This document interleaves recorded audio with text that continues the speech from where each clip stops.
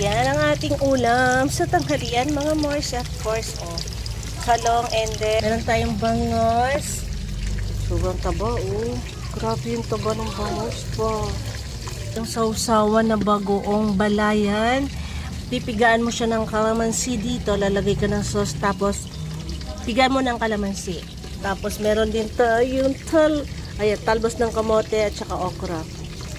O, di pa. So, ready niyan. Tapos, meron pa tayong isda.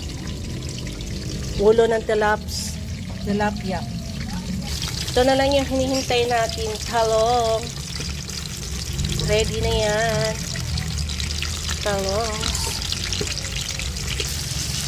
Yan, patuloy.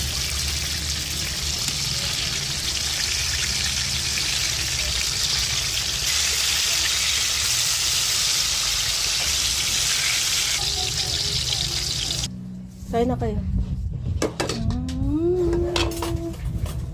Ito, pwede mo to lagyan. Maggagamitin mo yung sausawan. Dito, ayan. Kalamansi, lalagyan mo nito. Maalat to ha. Medyo maalat ng konti. Kuha na to dito. Oh, sige. Konti lang. Yan.